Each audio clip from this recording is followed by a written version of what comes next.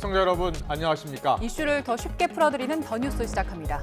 민주당 전당대회는 이재명 후보의 독주 속에 당내에서는 확대명, 확실히 당대표는 이재명이란 이야기가 나오고 있습니다. 대통령실, 여권에서는 또 건진법사 이야기도 나옵니다. 여야 의원과 함께 짚어보겠습니다. 낸시 펠로시 미 하원 의장이 중국의 반발 속에 타이완을 방문하면서 미중 갈등이 최고조에 달하고 있습니다. 미중 갈등 속 바이든과 시진핑의 신경전으로도 해석되는데요. 잠시 뒤 자세히 알아봅니다. 먼저 오늘의 주요 뉴스부터 보시겠습니다. 비대위 체제 전환을 둘러싼 국민의힘 내용이 가라앉지 않고 있습니다. 당내에선 벌써 비대위원장 하마평이 무성한 가운데 비대위 체제 전환 시에 대표직 복귀가 차단되는 이준석 대표 측은 가처분 신청 등 법적 조치도 검토하고 있습니다. 중국의 거센 반발에도 불구하고 미국 권력 서열 3위인 낸시 펠로시 하원 의장이 타이완을 방문해 차이잉원 총통을 만났습니다. 펠로시 의장은 지역 평화를 위해 왔다고 밝혔지만 중국은 내일 정오부터 타이완을 포위하는 군사 행동을 예고하는 등 강경한 맞대응에 나설 걸로 보입니다. 코로나19 신규 확진자 수가 이틀 연속 11만 명대를 넘어섰습니다. 누적 확진자는 2천만 명을 넘어 국민 40%가량이 확진 이력을 갖게 된 셈인데 이번 주가 대유행의 또 다른 분수령이 될 것이란 전망입니다. 소비자 물가 상승률이 2달 연속 6%대를 기록한 가운데 먹거리 물가가 앞으로 더 오를 거란 관측이 제기됐습니다. 또 원달러 환율도 1,300원대로 치솟으면서 수입 단가가 올라 다음 달 추석 물가에 대한 우려가 커지고 있습니다. SK하이닉스가 세계 최초로 업계 최고층인 238단 낸드 플래시 개발에 성공했습니다. 최고층이면서도 가장 작은 크기로 만들어진 이번 4D 낸드 플래시는 내년 상반기부터 본격 양산에 들어갑니다. 호우특보는 해제됐지만 밤사이 치솟은 습도로 불쾌지수가 매우 높아졌습니다. 특히 폭염경보가 내려진 남부지방은 35도 안팎의 찜통더위가 기승을 부려 수분 섭취와 자외선 차단 등 건강관리에 주의가 필요합니다. 네, 비대위 체제 전환 여부를 놓고서 논란이 커지고 있는 국민의힘 상황부터 알아보겠습니다. 국민의힘 서병수 전국위원회 의장이 조금 전 기자회견을 열었는데요. 상임 전국위원회를 그러니까 비대위 체제로 갈지 여부를 결정하게 되는데요. 전국위원회를 모레 오전에 열겠다고 했습니다.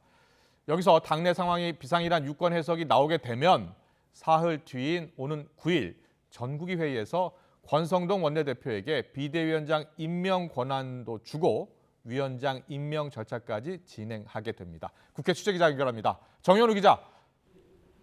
네, 국회입니다. 네, 방금 비대위 전환 관련 사안을 결정하기 위한 국민의힘 전국위 일정이 나온 거죠?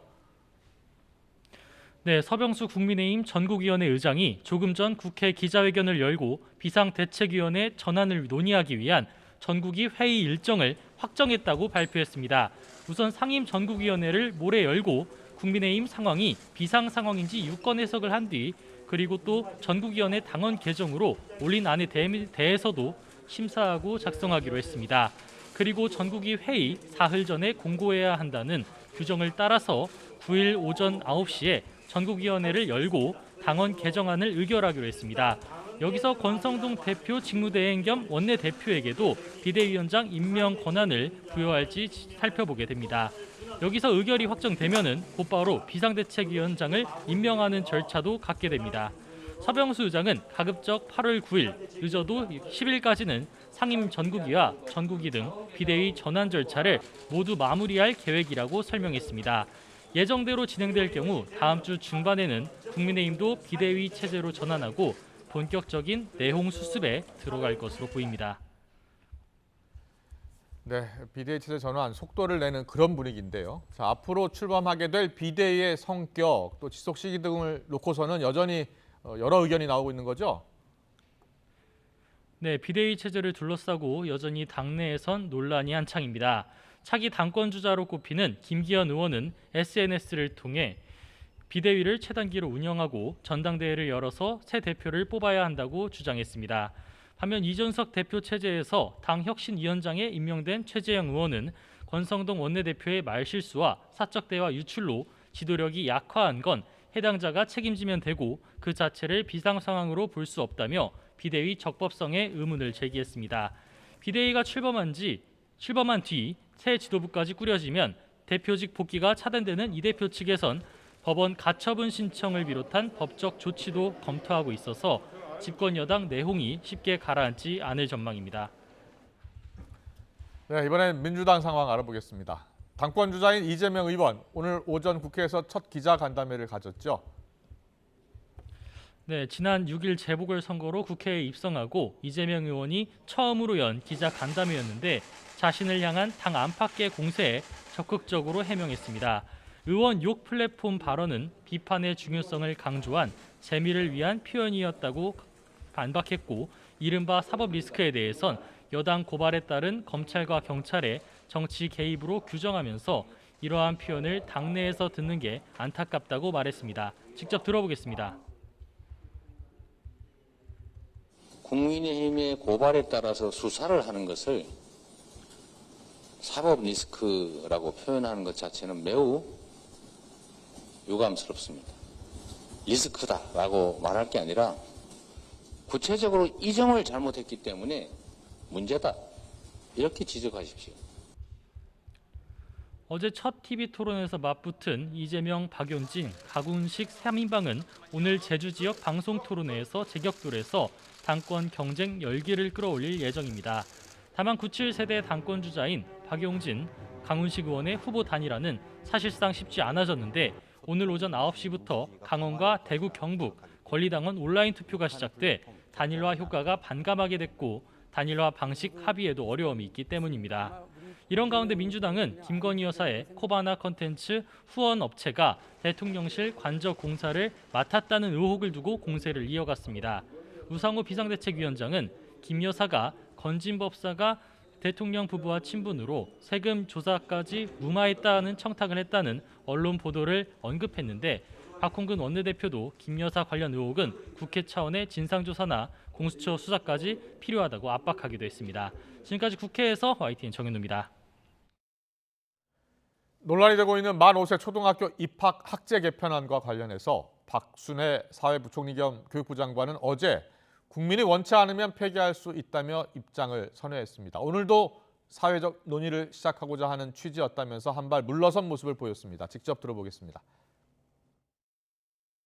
만약에 정말로 이 정책이 아니라고 한다면 정책은 폐기될 수 있다고도 생각을 합니다.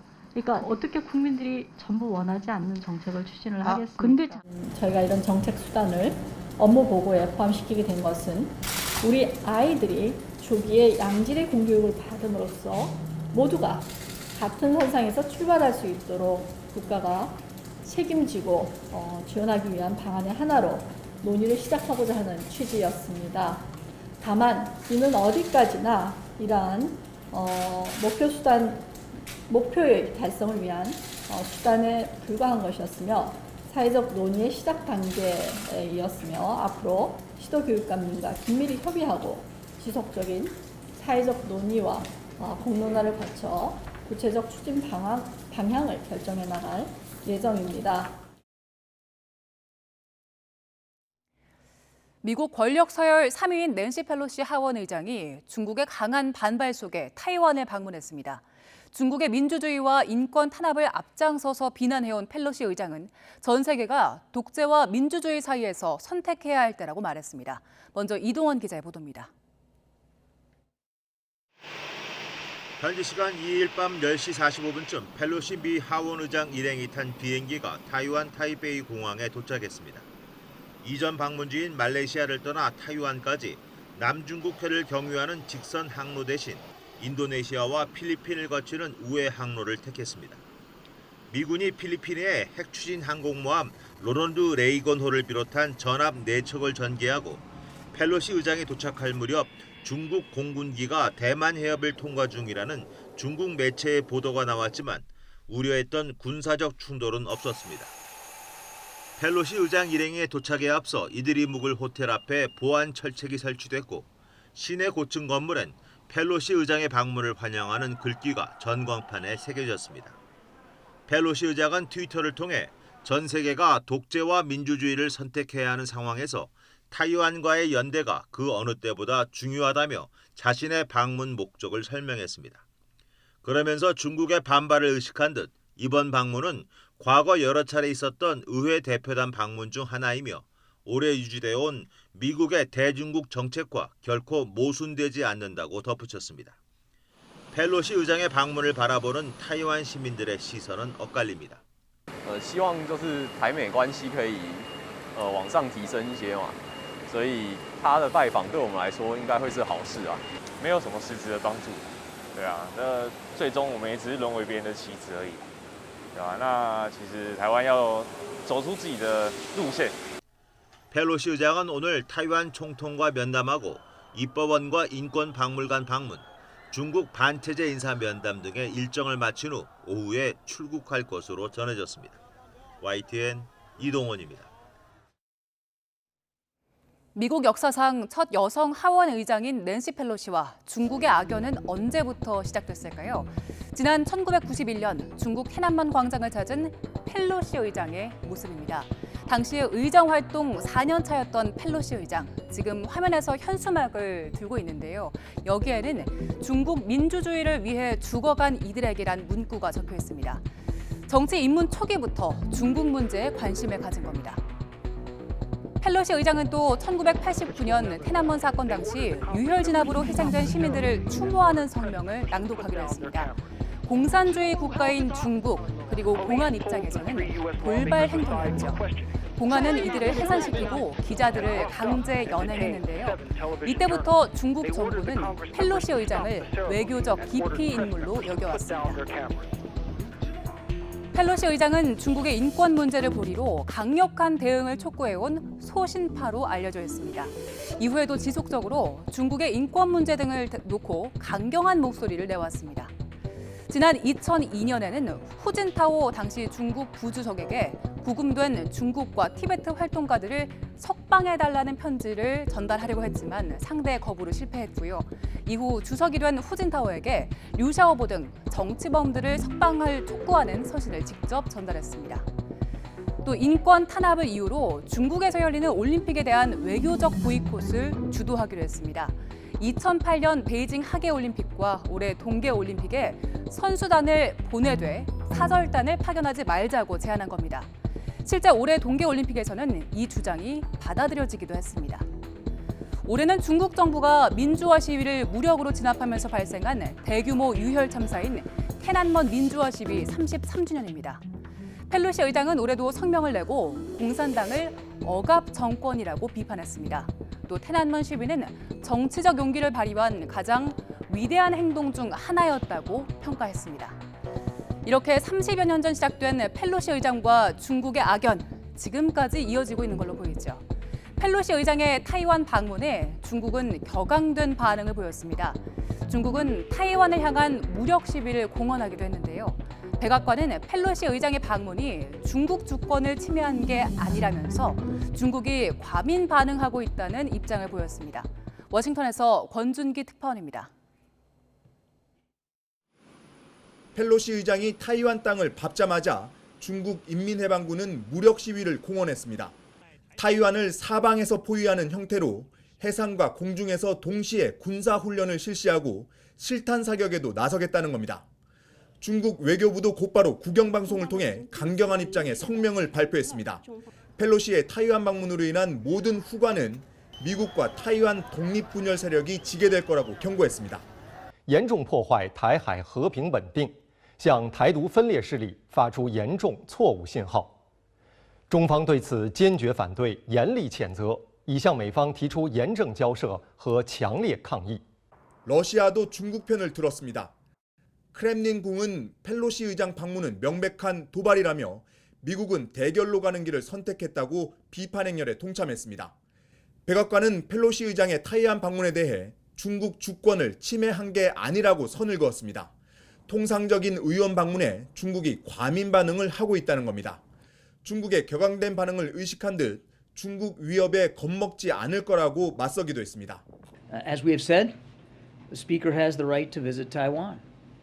And a Speaker of the House has visited Taiwan before without incident, as have many members of Congress over the years, including this year. 미국 정치권에선 여야 할 것 없이 펠로시의 타이완 방문을 지지하고 있는 가운데 중국의 강경한 공화당이 더 적극적인 분위기입니다. And we know what the Chinese would like to do to Taiwan, just exactly what they did to Hong Kong. So I approve of her trip. I think she did the right thing. 중간 선거를 앞둔 미국과 시진핑이 3연임을 노리는 중국 모두 타이완 문제에서 물러설 생각이 없어 보입니다. 이번 펠로시 방문으로 미중 갈등이 새로운 차원에 접어들 거라는 전망이 나오는 이유입니다. 워싱턴에서 YTN 권윤기입니다. 우리 대통령실은 대화와 협력을 통한 영내 평화 안정이 중요하다고 강조했습니다. 대통령실 관계자는 오늘 브리핑에서 영내 평화 안정이 필요하다는 기조 아래 영내 당사국들과 재반 현안에 대해 긴밀한 소통을 유지하겠다는 입장이라고 말했습니다. 또 펠로시 의장의 동아시아 순방 일정이 순조롭게 마무리되길 바라고 방한도 환영한다면서 내일 한미 양국 국회의장 협의를 통해 많은 성과가 있길 바란다고 밝혔습니다.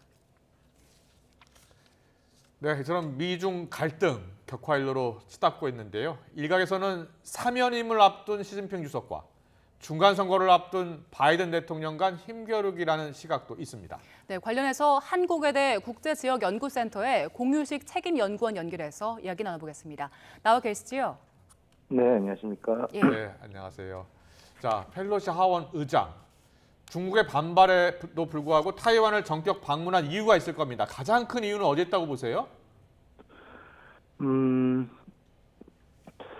아무래도 원래 4월에 이제 방문하려고 했다가 네. 그 코로나에 감염돼가지고 이제 그 미뤘고 그래서 사실 원래 방문하려고 했었던 거고요. 그다음에 예. 이제 아시아 방문을 통해 가지고 이게 반중국, 대중국의 반중국의 연계 네트워크 확보하는 움직임 중에 하나라 생각합니다. 네. 그래서 이제 이 반중 노선 자체가 미국의 초당적 입장이기 때문에 예. 공화당도 반대할 이유는 없고요. 그리고 또 하나 아까도 말씀하셨지만 이제 연말에는 중간 선거를 위해서라도 중국에 대해서 강하게 나는 걸 보여줄 필요가 있어서 그게 이제 강행하지 않나 싶습니다. 네. 펠로시 의장이 미국에서 권력 서열 3위잖아요. 미국 고위 관료가 방문한 게 지금 얼마 만입니까? 1997년 깅그리치 하원 의장이 방문한 이후로서 25년 됐습니다. 근데 이 당시에는 중국 방문 후에 대만을 방문했거든요. 네. 어느 정도 중국의 이제 양해까지 아니지만 그 언지를 주고 방문했었기 때문에 중국의 반발이 그렇게 심하지 않았습니다. 그랬군요. 예. 네. 그리고 그 당시 또 중국의 위상이 이렇게 지금 같지 않았기 때문에 중국이 크게 반발할 이유도 없었다고 생각합니다. 네. 그런데 이 펠로시 의장에 대해서 중국 지도부가 그렇게 썩 좋게 생각하지 않는 게 앞서 엄지민 앵커도 전했습니다만 천안문 사건에 대해서 직접 항의 시위를 했던 인물 아닙니까? 반중 인사라서 중국이 더 거세게 반발하는 측면도 있겠죠? 네. 그것도 없지 않아 있을 것 같습니다. 하지만 기본적으로 지금 중국이 특히 더 강하게 나오고 있는 하나의 중개 원칙을 엄청나게 강하게 지금 푸시하고 있는 상황에서 미국이 그것을 이제 건드리려고 하니까 그거에 대한 반발로 특히 이제 하원 의장이라는 미 권력 3위가 지금 대만을 방문한다는 상징적인 문제가 상당히 크니까 펠로시 의장이 아니라 그 누구라도 지금 그거에 대한 반발은 당연히 강하다고 생각합니다. 반중 노선이 이제 미국의 공식적인 입장이긴 한데 당초 미국의 바이든 대통령은 펠로시 의장이 타이완 방문하는 것에 대해서 일정 연기를 권유하기도 했었죠. 네. 근데 사실은 이게 미국은 어떻게 보면 대중 관계에서는 정부하고 의회가 서로 각각 역할 분담하는 것 같습니다. 미중 수교할 당시에도 이 의회에서 의회에서는 대만관계법을 통과시켰거든요. 그러니까 미국은 우린 삼권 분립 국가이기 때문에 정부하고는 따로 놀 수밖에 없다라는 걸 중국에 인식시켜줘야 된다는 거라. 그렇게 하면서 일종의 역할 분담으로써 일종의 이렇게 중국과는 행정부는 하나의 중국 원칙을 지키는 듯 하면서도 국회는 또 그렇지 않은 모습을 보여주는 약간 이중적인 플레이를 하고 있는 걸로 보입니다. 그렇군요. 자, 펠로시 의장 방문. 이제 중간 선거를 앞두고 있기 때문에 미국 그 바이든 대통령 입장에서는요. 어떻게 하든지 미국의 이익을 강조하고 싶어하는 측면이 있을 것이고요. 시진핑 주석 같은 경우에는 이제 가을에 3연임을 앞두고 있기 때문에 여전히 역시 타이완을 포기할 수 없는 그런 측면이 있을 겁니다. 그래서 이 두 사람의 신경전으로 보는 시각도 있는데 그런 점도 있을까요? 그것도 없잖아 있죠. 특히 이제 시진핑이 3년임인데 요새 여러 좀 약간 뭐 흔들리고 있다 이런 얘기까지 들리고 있으니까 이걸 이제 그런 것들을 위해서라도 강하게 나갈 필요도 있고 예. 미국도 지금 중간 선거에서 지금 민주당이 어쩔지 모르니까 서로가 지금 강하게 나간 미국은 미국을 위해서 시진핑은 중국을 위해서 한다는 그런 이제 일종의 자존심 대결도 사실은 무시할 수는 없습니다. 네. 자, 이번에는 미국과 타이완 관계에서 한번 짚어볼 텐데 지금 낸시 펠로시 의장이 차이건 총통과 만나지 않았습니까? 타이완 내부에서는 시각이 좀 엇갈리긴 하지만 그래도 든든한 지원군을 얻었다고 볼 수 있는 겁니까? 그렇죠. 특히 이제 대만이 지금 11월 말에 이 지방선거가 있습니다. 그래서 특히 이제 미국의 그런 고위직의 방문은 이 집권당 입장에서는 그 자기의 그 선거나 이 지지율 상승에 상당한 도움을 줍니다. 그래서 대만 정부 입장에서 당연히 환영하고요. 그다음에 그렇지 않더라도 미국의 고위직이 방문했다는 건 대만 자체가 미국이 중요시하게 생각한다고 한 걸 보여주기 때문에 뭐 초당파적으로 이것을 반대할 이유는 없습니다. 물론 이제 특히 일부 이제 국민당 사람들은 특히 친중 사람들은 이것이 오히려 양안 간의 그 긴장을 더 조성하지 않느냐. 그리고 굳이 특별한 일이 없어 왜 왔냐. 뭐 이런 이제 볼멘 소리도 하지만 전반적으로 대만 입장에서는 이 상당히 환영하고 있습니다. 네, 우리나라 입장에서 보겠습니다. 미중 관계가 계속 악화하고 있는데요. 우리나라 수출 비중을 보면 사실은 대중국 수출 규모가 가장 크지 않겠습니까? 그래서 우리 입장에서는 어떻게 해야 되는지 걱정입니다.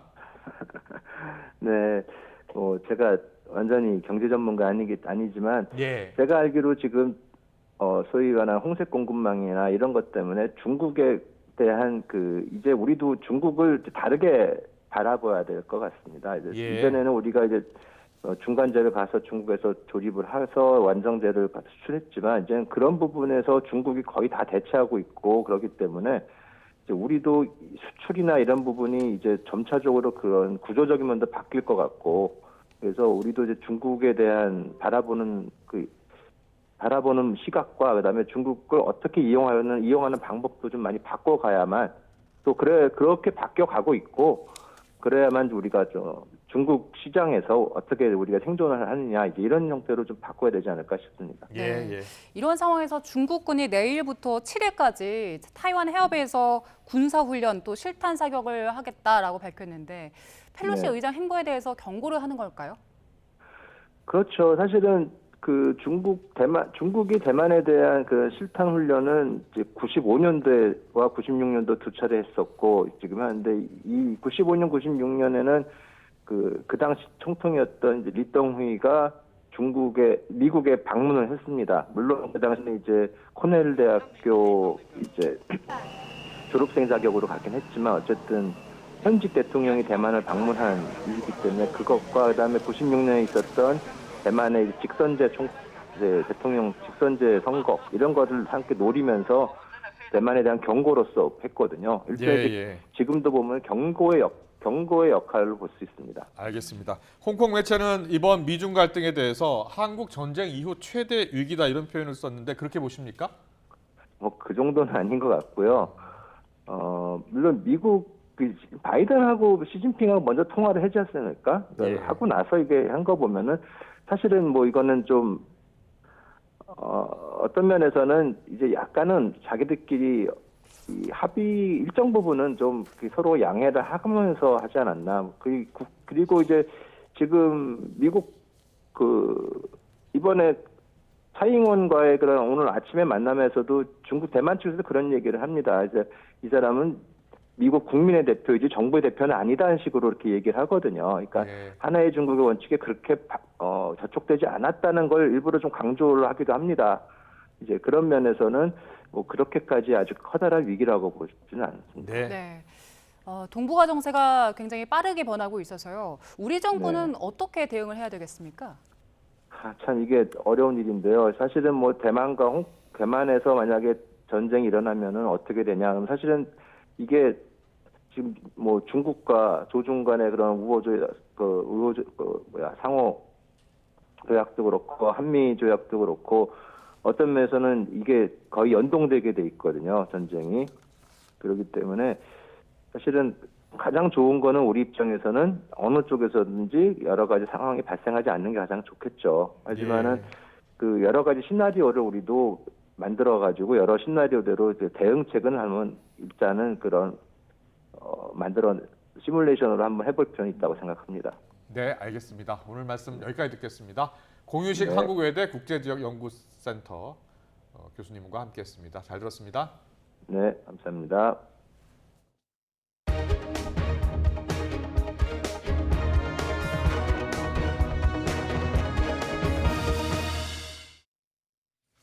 지난 밤 사이에 전국에 1000번이 넘는 낙뢰가 치는 등 요란한 비가 내렸습니다. 하지만 낮에는 푹푹 찌는 찜통더위 더 심해지고 있는데요. 낮과 밤에 이렇게 서로 다른 날씨가 나타나는 원인 전망을 취재기자 연결해 들어보겠습니다. 정혜윤 기자. 네, 문화생활과학부입니다. 네, 밤사이 서울에는 잠을 설칠 정도로 벼락이 잦았고요. 비도 무척 강하게 내렸습니다. 원인은 뭡니까? 네, 5호 태풍 송다가 몰고 온 수증기가 대기에 가득 찬 것이 가장 큰 원인입니다. 비구름이 만들어질 재료가 충분한 건데요.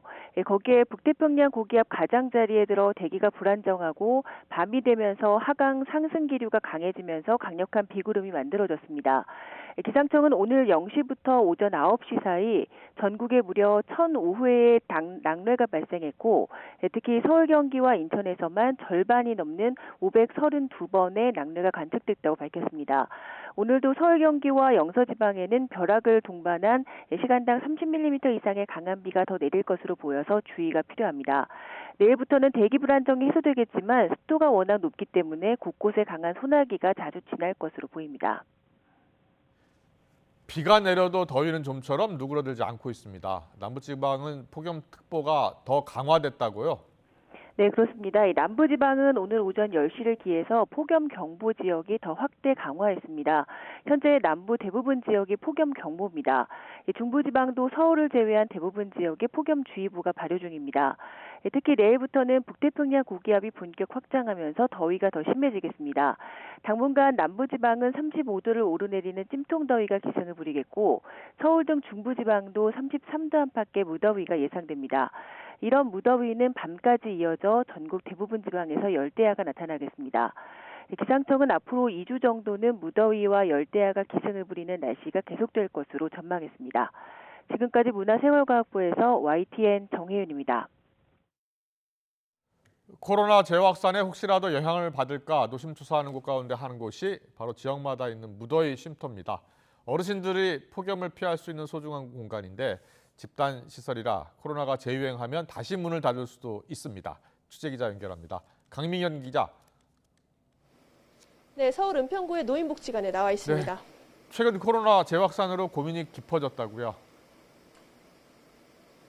그렇습니다. 제가 있는 이곳은 원래 4층 규모의 노인복지관인데요. 한여름에는 에어컨을 쓸 수 있도록 시원하게 무더위 쉼터 역할도 같이 하고 있습니다. 제가 실제로 이곳에 이른 아침부터 나와 있었는데요. 어르신들이 계속 들어와서 여기 앉아서 땀을 식히고 또 차도 마시고 담소를 나누는 모습을 어렵지 않게 볼 수 있었습니다. 그런데 최근 코로나가 재확산하면서 어르신들 사이에서는 이것도 다시 문을 닫는 것 아니냐 하는 우려 섞인 목소리가 실제로 들려오기도 했는데요. 오전에 이곳에 다녀가셨던 한 어머님의 이야기를 한번 직접 들어보겠습니다. 더우면 여기 생각만 난다고. 여기 오면 굉장히 시원하고 우울증 걸리고 치매 올 것 같아가지고 얼마나 신경을 썼는지 말도 못해. 집안 이제 문 닫는 일이 없었으면 좋겠어요, 아주. 거리두기 완화 지침에 따라서 서울시는 이번 달 기준으로 무더위 쉼터 4천여 곳을 운영하고 있습니다. 그런데 최근 코로나 확진자가 하루 10만 명을 넘은 상황이라서 집단 시설을 다시 폐쇄해야 할 가능성이 거론되고 있습니다. 다만 이렇게 되면 어르신들이 30도를 훌쩍 넘는 무더위에 그대로 노출돼서 혹시 모를 사고가 발생할 수 있다는 지적이 나오고 있습니다. 일단 노인복지관과 무더위 쉼터는 혹시 모를 시설 내 감염을 막기 위해서 최선을 다하고 있는데요.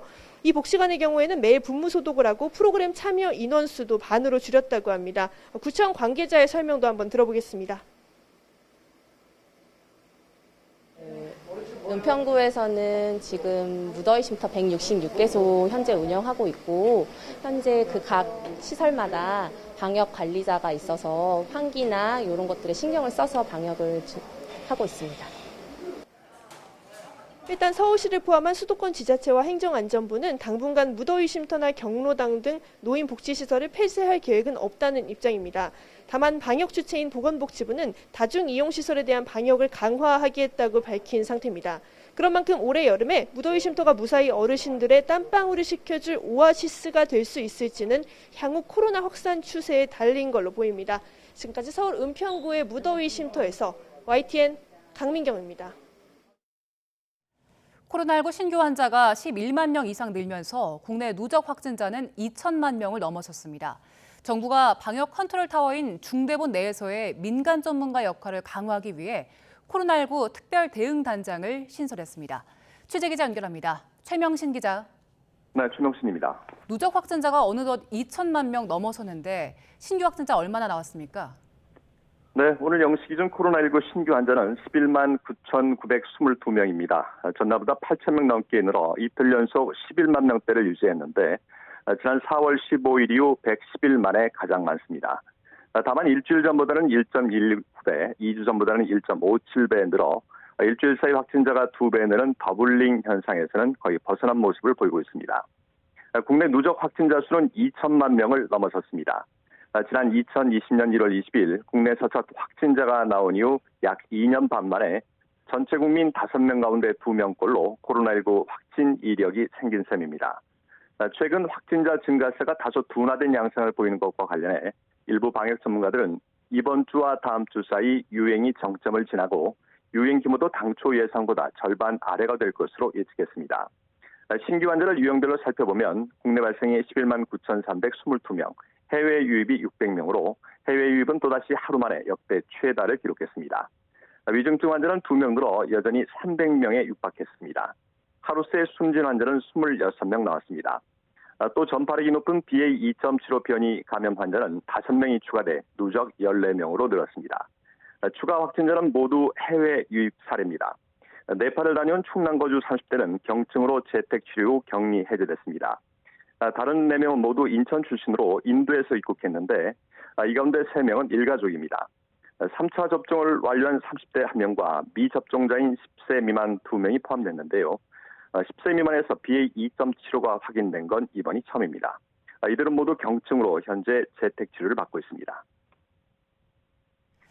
정부에서는 방역 대응을 위해서 민간 전문가 역할을 강화하기로 했다고요? 네, 정부는 중대본 내에서의 민간 전문가의 역할을 강화하기 위해 코로나19 특별 대응 단장을 신설했습니다. 중대본은 데이터에 기반한 전문가 의견이 방역 정책에 충실히 반영될 수 있도록 중대본 내 거버넌스를 개편하기로 하고 코로나19 특별 대응 단장을 신설했다고 밝혔습니다. 대응 단장엔 국가감염병 위기대응 자문위원회 위원장으로도 활동하고 있는 정기석 한림대 호흡기내과 교수를 임명했습니다. 정 단장은 중대본 회의에 매번 참석해 의견을 개진하고 의사결정 근거와 이슈 등을 설명하는 브리핑을 실시해 대국민 소통을 할 계획입니다. 정 단장은 브리핑에서 경우에 따라선 전문 지식을 활용해 적극적으로 반대 의견을 내고 필요하다면 감시 기능을 작동해 정책이 제대로 가고 있는지 현장에서 실행이 되는지 모니터링하겠다고 말했습니다. 정 단장은 그러면서 4차 접종의 중요성을 강조했습니다. 4차 접종을 맞아도 감염을 피할 확률이 그렇게 높진 않지만 4차 접종의 중증 예방 효과가 51%, 사망 예방 효과가 53%에 달하는 만큼 4차 접종으로 위험을 피해가야 한다고 설명했습니다. 정 단장은 BA.2.75 변이가 델타 플러스처럼 우세종이 되지 못하고 끝난다면 이번 유행은 피크를 친 뒤 내려갈 수밖에 없다며 걱정되는 건 전 국민의 면역이 골고루 떨어지게 되는 이번 겨울의 입구라고 경계했습니다. 그러면서 이 부분에 맞춰 정책이 잘 수립돼 큰 문제 없이 넘어갈 수 있도록 적극적으로 제안하겠다고 강조했습니다. 지금까지 사회부에서 YTN 최명신입니다. 코로나19에 확진된 80대 노인이 혈액이 응고돼서 혈관이 막히는 혈전증으로 한쪽 다리를 절단했습니다. 코로나19가 혈전증을 비롯해서 중증 후유증을 남길 가능성이 큰 만큼 정부가 나서 후유증 인정 범위를 넓히고 체계적으로 관리해야 한다는 지적이 나옵니다. 황보혜경 기자의 보도입니다. 81살 연모 씨는 지난 4월 갑작스럽게 왼쪽 다리에 통증을 느끼고 대학병원 응급실에 입원했습니다. 발목 아래가 온통 검붉은 상태였는데 알고 보니 괴사가 진행되고 있었습니다. 몇 차례 혈전 제거 시술을 반복했지만 경과가 좋지 않았고 결국 2차례에 걸쳐 다리를 무릎 위까지 절단했습니다. 기저질환인 당뇨도 없으세요. 2차례나 이제 절단 수술을 받으시면서 이제 그 충격이 이제 너무 크셨나 봐요. 그러다 보니까 이제 이 선망 증상으로 인해서 좀 기억을 잘 못하시고.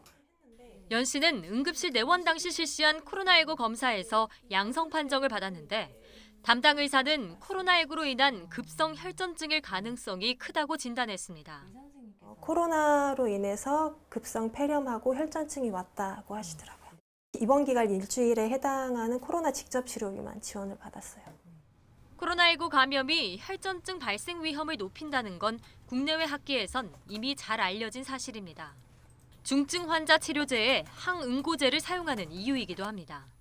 코로나19에 감염되었을 때 다양한 질환들이 합병증으로 발생할 수 있다고 되어 있고요. 특히 혈전 관련이나 아니면은 심내혈관계 질환들이 늘어난다는 것은 잘 증명이 돼 있습니다. 하지만 정부에선 혈전증을 코로나19 후유증으로 공식 인정하진 않고 있습니다. 질병청은 미국 질병통제예방센터 연구 결과에 따라 두통과 발열, 호흡곤란, 피로감 등의 임상 증상을 대표적인 코로나19 후유증이라고 보고 있는데 여기엔 혈전증이 포함돼 있지 않기 때문입니다. 혈전증은 이상 반응이거든요. 그게 후유증으로 포함이 되는지는 현재로서는 알 수가 없거든요. 코로나19는 전대미문의 전염병 가운데 하나인 만큼 뇌졸중이나 치명적인 장기 손상 등 여러 심각한 후유증을 남기기도 합니다. 정부가 적극적으로 여러 후유증에 대한 위험성을 경고하고 체계적인 관리에 나서야 한다는 목소리가 나오고 있습니다. YTN 황보혜경입니다. 요즘 물가 안 오른 게 없다고 하지만 특히 배추나 오이 같은 채소 가격이 크게 뛰었습니다. 장마가 이어지면서 추석을 앞두고 당분간 농수산물 가격은 더 오른다고 하는데 소비자들 걱정이 이만저만이 아닙니다. 현장 분위기 알아보겠습니다. 윤혜리 기자. 네, 서울 중구에 있는 롯데마트에 나와 있습니다. 네, 마트 나가보니까 채소값이 많이 오른 게 체감됩니까? 네, 실제로 체감이 됐습니다. 제가 이렇게 감자를 직접 골라봤는데요. 알이 크고 굵은 거 3개를 넣어봤더니 3,400원이 나왔습니다. 개당 1,000원이 넘는 셈입니다. 또 제 뒤로 보이시는 것처럼 이렇게 파프리카를 개당 1,500원에 팔고 있는데 원래 지난달까지만 해도 1,000원이면 구매할 수 있었다고 합니다. 마늘, 배추 정말 안 오른 품목이 없는데요. 이곳에서는 이렇게 가격이 급등한 품목 일부를 선정해 최대 20% 할인해주는 행사를 진행하고 있습니다. 하지만 가파르게 치솟는 밥상 물가가 걱정인 소비자들은 당장 다음 달 추석이 걱정된다고 말합니다. 직접 들어보시겠습니다. 가격이 많이 오르다 보니까 비용 면에서도 그렇고 아무래도 간소하게 좀 예년보다는 다르게 간소하게 추석도 보내야 되지 않을까 그런 생각이 듭니다. 물가가 얼마나 올랐는지 알 수 있는 7월 소비자 물가는 지난 6월에 6%보다도 더 오른 6.3%를 기록했습니다. 특히 채소값이 24%나 올랐는데 배추와 오이, 시금치 가격은 70%까지 폭등했습니다. 이렇게 가격이 오른 건 이른 무더위와 장마가 이어지면서 노지작물 수확량이 감소했기 때문입니다. 정부는 공급 확대 대책을 내놨습니다. 우선 폭등한 배추와 감자 가격을 잡기 위해 재배 면적을 늘려 오는 9월 말까지 충분한 생산량을 확보하겠다고 밝혔습니다. 또 예년보다 이른 추석에 대비해 밥상 물가를 잡기 위한 대책도 이달 안에 발표할 예정입니다. 하지만 정부가 대책을 내놓더라도 실질적인 가격 인하까지 얼마나 시간이 걸릴지 알 수 없는 가운데 물가는 오는 9월 말이나 10월 정점에 달할 것으로 전망됩니다. 지금까지 서울 중구 롯데마트에서 YTN 윤혜리입니다.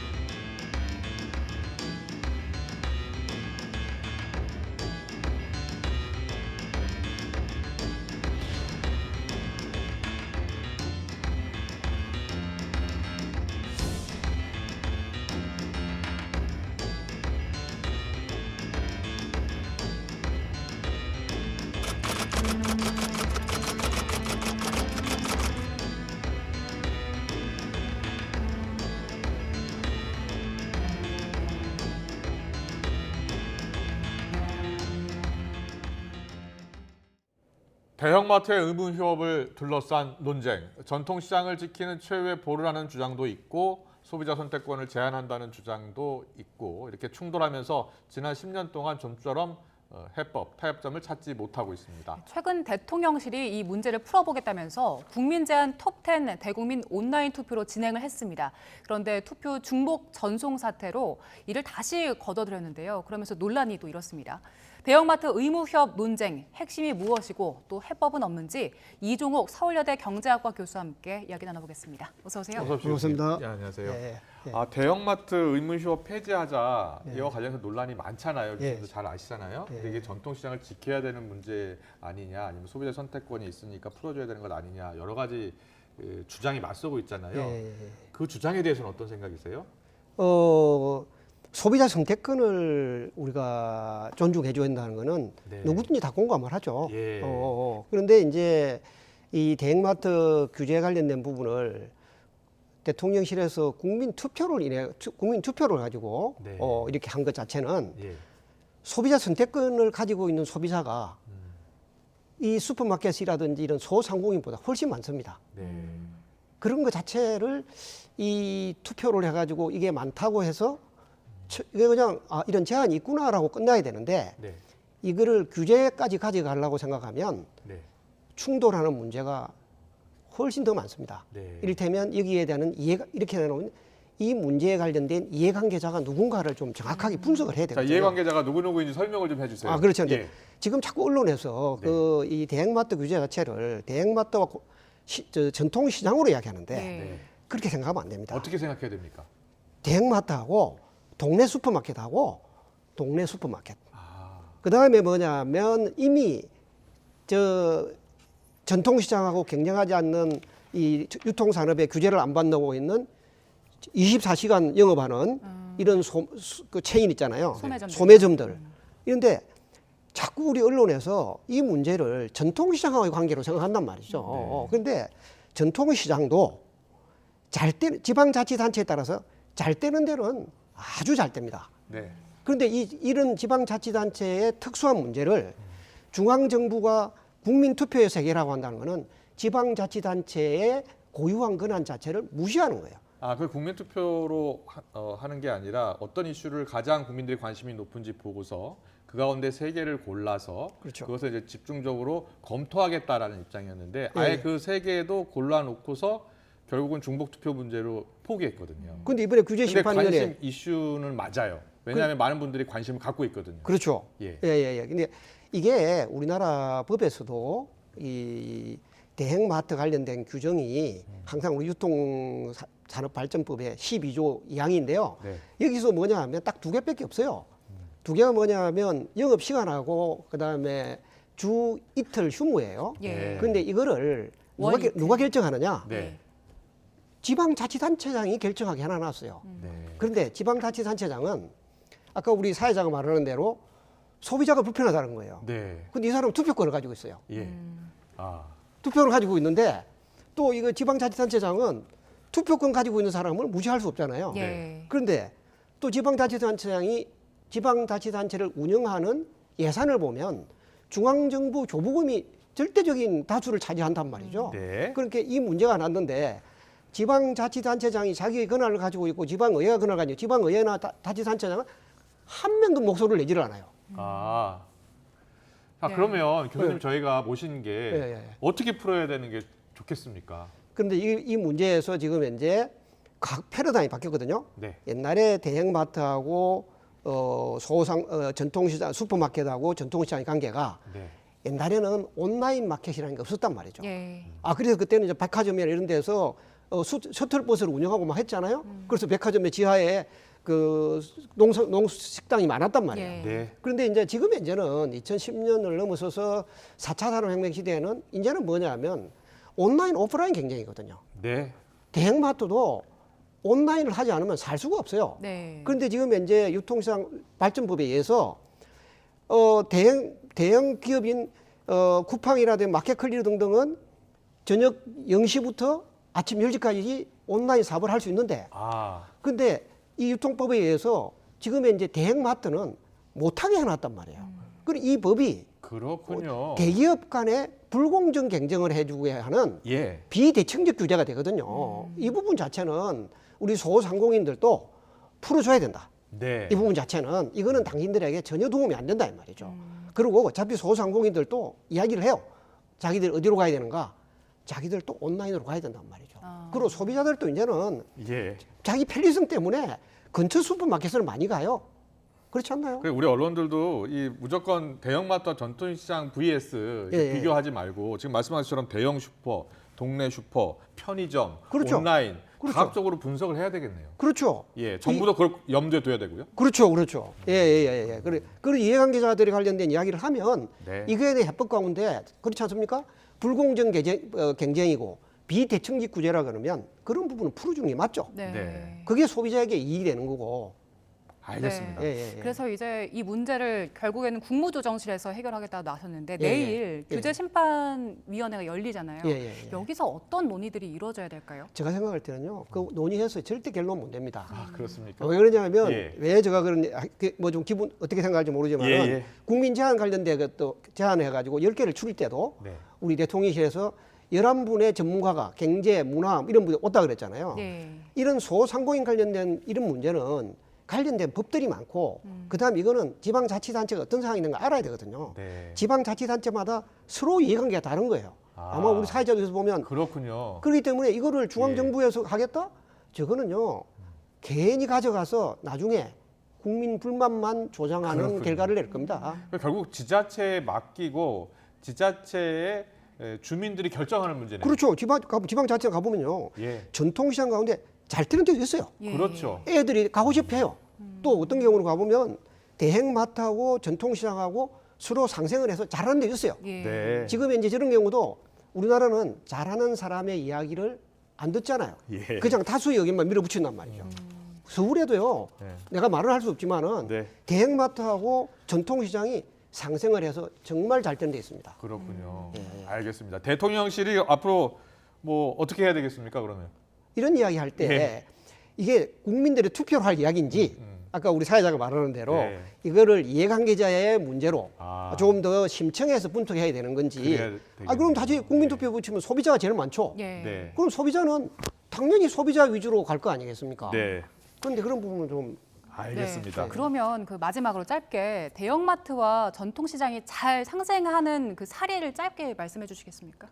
그게 말씀해 주세요. 이를테면 이런 게 있어요. 내가 뭐 하면 쉽게 알 테 같은데 아무래도 대형마트의 경우하고 소형 이 전통시장은 아무래도 이 사람들이 신선 채소니 이런 부분에서 좀 빠릅니다. 앞서죠. 그다음 앞서 있고 과일도 마찬가지고요. 예. 과일도 이렇게 한번 가보면 대량 신선합니다. 판매하는 사람보다 조금씩 판매하는 사람이 맛있습니다. 예. 어떤 데는 오히려 차에 파는 사람 과일이 더 맛있을 수가 있어요. 예. 그러니까 일본도 그런 얘기가 있거든요. 소형마트 내지는 전통시장이 비교가 있는 거는 그 사람들이 더 잘하게 해줘야 돼요. 그렇군요. 그렇게 해야 우리나라의 빈부의 문제도 좀 해결됩니다. 이거. 네. 단순하게 생각하면 안 되고 이 산업 구조가 급격하게 변화하고 있으니까 그 변화된 산업 구조에 맞는 정책이 꼭 필요하다는 말씀. 그렇죠, 맞죠. 알겠습니다. 지역별로 그것도. 잘 정리가 됐습니다. 예. 이종욱 서울여대 경제학과 교수와 함께 짚어봤습니다. 잘 들었습니다. 수고했습니다.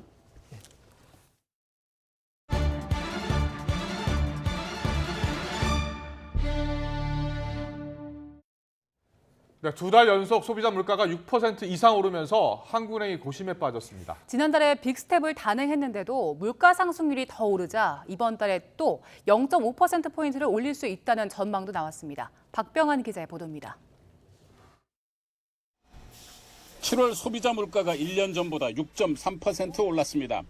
외환 위기 때인 1998년 11월에 6.8% 이후 가장 높은 수치입니다.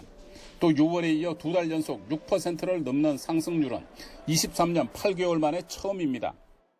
석유류 등 공업 제품과 외식 등 개인 서비스 가격이 높은 오름세를 지속한 가운데 농축수산물과 전기가스 수도 가격도 오름세가 확대되면서 전년 동월과 비교해서 6.3% 상승하였습니다.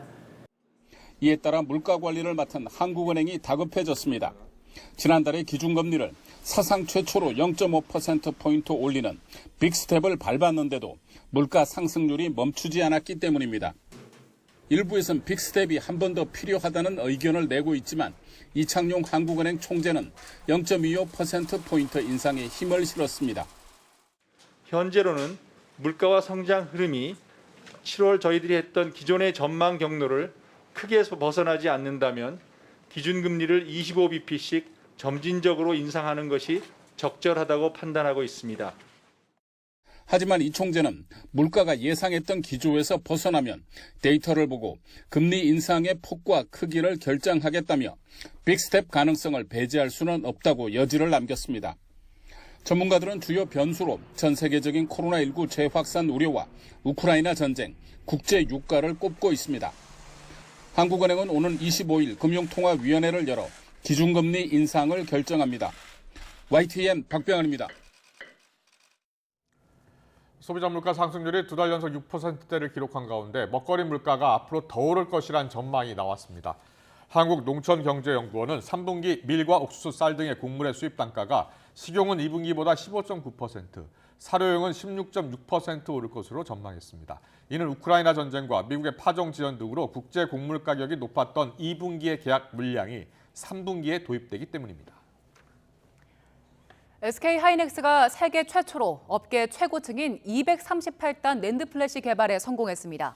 SK하이닉스는 미국 산타클라라에서 열린 플래시 메모리 서밋에서 이 제품을 공개하고 내년 상반기부터 본격 양산에 들어간다고 밝혔습니다.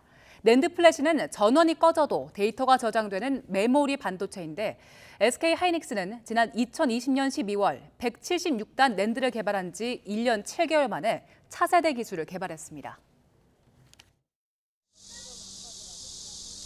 서울은 비가 그치고 무더위가 기승을 부리고 있습니다. 현재 서울은 체감온도가 31도까지 올랐고요. 비가 습도를 끌어올리면서 체감하는 더위는 더 심하게 느껴지고 있습니다.